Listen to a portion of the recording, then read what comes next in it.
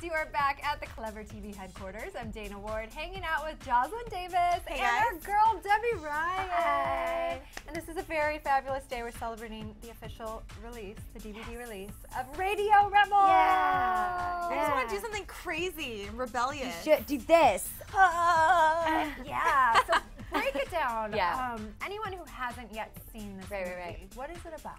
It's about a girl who has kind of a secret alter ego as this DJ, and she ends up kind of leading this underground rebellion in her school for everyone that listens to her radio show, and really standing up for what they believe in and fighting for the beauty of individuality and their music. But kind of along the way, people don't know who she is. People don't know her face, and so she's kind of this shy girl. No one really knows her, but she also ends up becoming the voice of this generation, and it becomes a phenomenon and gets a little bit out of control. So they kind of have to end up really making a few sacrifices, and she has to find out facing kind of what she stands for. So it's a really, I mean, it feels solid. When we went to make it, I watch a lot of movies, like John Hughes movies and things like that, and music kind of concert movies, and that was one that I wanted to be like a go-to like cult classic. Like I wanted it to be something that you would like get the DVD and pop it in and like watch it with your friends, like where you all dress up as your favorite musician and you guys like all, I don't know. Well, we can do that though. Do it. We'll do it. We'll have a party.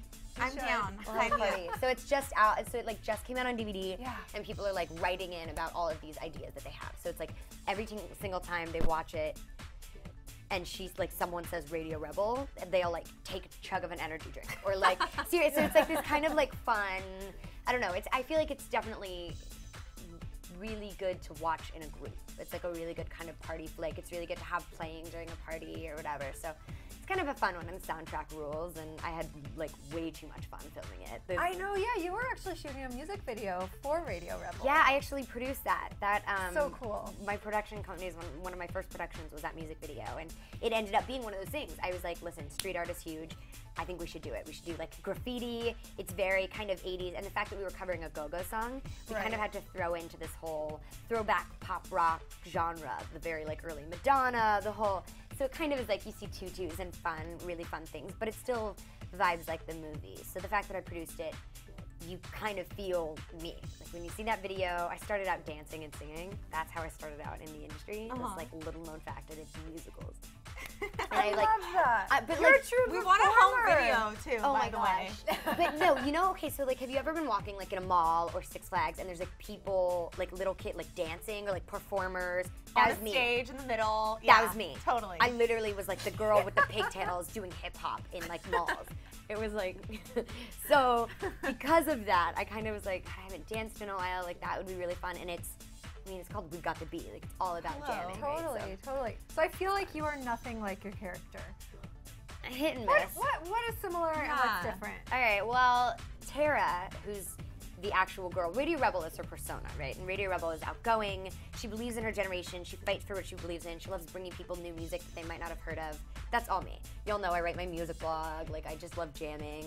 We're constantly talking about music every time I see you guys. That is true. It's true. Like, it's literally, that's kind of who I am. So the Radio Rebel part is definitely clear, but Tara, who is the shy kind of girl, she actually is a lot like me. And I was introverted when I was little. And I'm still introverted by nature. It's hard to believe. Because I've had to train it out of me. Because every time someone's like, tell me about your movie, if I sat here and was like, movie, you know, it was just very underwhelming. But yeah, I kind of ended up, and being a performer, you know, you know when you have your story to tell. You know when you have something that you believe in and that you're passionate about. And Tara couldn't do it with her face, but she did it with Radio Rebel's face, which was this voice of a generation. So I kind of do the same thing, but when I go home, I used to like hide behind my mom's skirt and like in the curtain, like I would hide in the theater curtains and like watch, and then it would be my scene and I would go and I would come with my little ringlets and I would go out there and I would sing and dance and then I would come back to hide back in the curtains again. Like I kind of was that person, so I had that little alter ego split moment. And I still, like if you see me on like a weekend, you can still catch me at my house alone, reading, making music, writing, or whatever, because I'm still pretty low-key. You balance both sides. Now, something I love to hear, like when I'm watching a movie and I know a backstory, or even like us sitting here, like a funny story about what we were talking about before. Is there any funny moments in the movie that when people are watching they can look out for, like a great story that was going on behind the scenes? A great story is that, okay, so every time Merritt, who plays Stacy, the mean girl, she there's a part where she locks me in a closet, and I finally get to the stage to prove to this guy, like to have this moment with this guy. But because she locks me away, I let him down. It's this emotional moment. He walks away, and I'm just like crushed. And she walks up and she like shoves me to the side of the stage and is like, yo, listen, I'm the boss around here. I'm loosely paraphrasing because she looks like Kate Middleton. She kind of has this intimidating moment, and it starts with her shoving me. But every single time we did it, she would shove me over there, and then we would just crack up. Like we could not take it. So, and then a lot of Radio Rebels' words and monologues and speeches were written actually by me with a lot of my words. I sent, my friends made like a joke dictionary because apparently I talk like a hep cat. Like I talk like a old school jive. Like a 50s, like. Yeah, because I sound like jive and vibe, like cat. Yeah, I don't know what it is. Yeah. So my friends make they call it the Hiptionary. And they like made the Hiptionary, and who else has their own dictionary? Just Debby Ryan, okay? And it's don't make fun. It's literally insanity. But they took this crazy Hiptionary, and I sent it to the director beforehand and the screenwriter, and I was like, with definitions and like sample sentences. Give us and one word. Like, I want one word with a definition. I don't know. Like, I mean, I say vibe a lot. Jive. I say jive is like really hip. Like, jive is hip. Jive is like cool or rad. I say rad a lot, which is more 80s. I love it. Yeah, dime piece is like something that's total hot. babe. Yes, yeah, like a babe. Yeah, and I say babe too, bombshell. Like I don't know what it is. I don't even notice that I do it until people. But yeah, so a lot of her verbiage is me, and those, and also anytime that you see us like in the hallway, hallway scenes, we in the middle of filming those would run because we were filming in a real school, and we found there was a music room. So we would just run to the music room, like in between takes, and the director would like finally get up and like look for us, and the set would be empty, and we will have like run to this music room, and they have to follow the drums. We're having like this giant jam session. Yeah, it's a problem.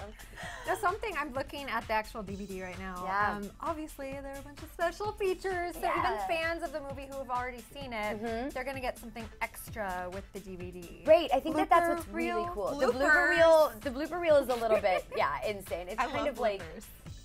What's funny is that the bloopers are the moments where we slip out of character. Because you see this, which is like Debby, and then you see the movie, which is like Tara and Radio Rebel. Blooper reels is bridging that gap. It's like seeing me in that environment, and you'll see I'm just a total goofball. And if I forget my lines, I just go, what? Like, it's gone. And so you have like us joking, like Merritt's stomach is growling during the scenes, and we're just like, the mic is like picking it up. Yeah, we're like, they're literally like, snack, action, and we're like, so all of those and inside jokes. And then there's an interview thing where they talk to the cast about like working with me, which I never saw until yesterday. But it was, first of all, incredibly heartwarming. But second, there was this huge inside joke because on like week 2, someone was like, God, you have really pretty eyes. And I was like, oh, thanks. I have a problem with eye contact. So when they were like, what? I was like, I just can't look at. So they're like, oh, no, you have really pretty eyes. And I was like, stop. And so every single time they did it, it was, seriously, so they would literally come up and they would get like all 5 of them together and they'd be like, you have such beautiful eyes. God, doesn't she have pretty eyes? Look at her eyes, guys. I'm like, God, you're just being mean. So it kind of was like, and then they interviewed and they all did this monologue that they had memorized. You have to watch it. You have to get the DVD to watch I mean, it. there are And like tweet a me your million favorite quotes from behind the scenes because those are really funny. And we all talk about our prom experiences. Yeah, from prom to more. From prom to more. Yeah, that's I mean, like a funny featurette. It's like us talking about our little prom experiences, and you kind of get to know us, and we all really became super, super close. And so the fact that you kind of get to know all the different characters, we're literally like super different people, but we all just gelled. It's that chemistry when you click and you jive. Yeah, we jived. Yeah, you used it once, but I'll buy it. No, we all had a similar steez. It was a it was a steez commonality. Ah, I like that. I like that. All right, Debbie. So we have to ask from you, Radio Rebel. Why should everyone go get the DVD? I think it's a party DVD. I think it's fun and it kind of takes you on a ride and I don't know. I think that the CD for sure, the soundtrack is like a staple. Like in your car, it kind of has a little bit of everything and you can kind of jam with it. And the DVD tells the entire story. So like get your friends together. It's a very cool summer movie. It's a very cool end of summer movie too.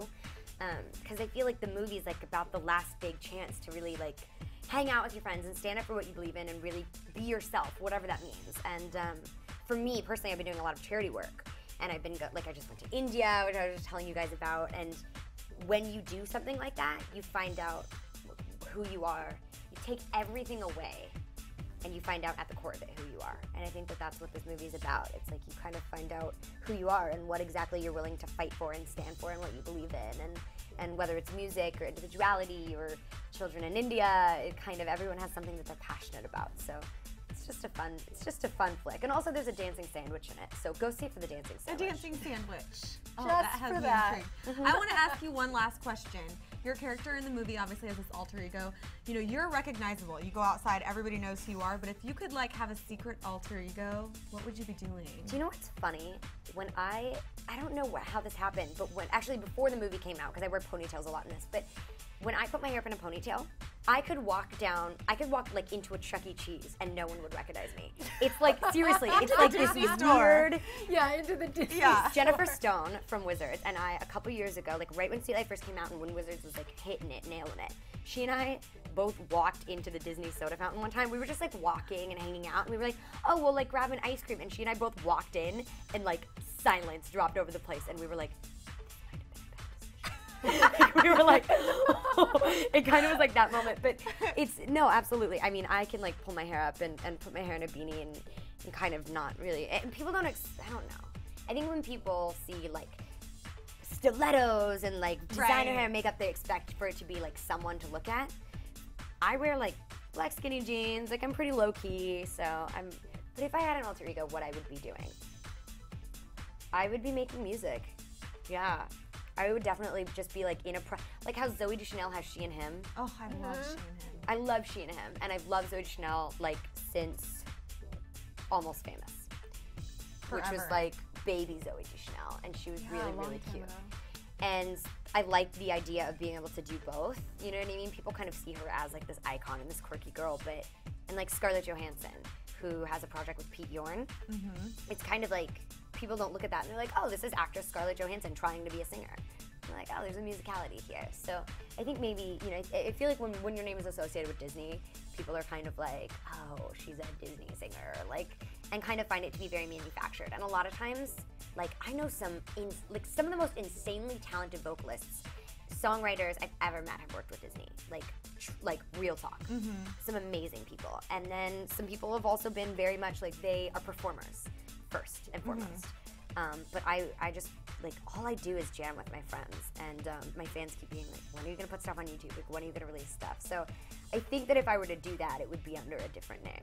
Not like a Hannah Montana, not like a, you know what I mean? I'm already thinking of names. Just kidding, guys, I am Katy Perry. Oh my gosh, I knew it! Surprise! Awesome. Well, thank you so much for stopping by. Totally. It's always so fun and good to see you. Good news. Anytime. Come back again. I will. Be back soon. I'll bring more cupcakes. Oh, yes. Speaking of that. Thank you for the sweet treats. Always. You're too sweet, Debbie. I was taught never to show up empty-handed. That's how I was Good raised. mom you have. Nice. She's a good one. Hi, Mommy. All right, thanks to you guys for checking out Clever TV. I'm Dana Ward with Jocelyn Davis and Debbie Ryan. Make sure you pick up Radio Rebel for the sandwich. Do it for the sandwich. Do it for the damn sandwich. We'll see you guys next time. Bye. Bye, guys.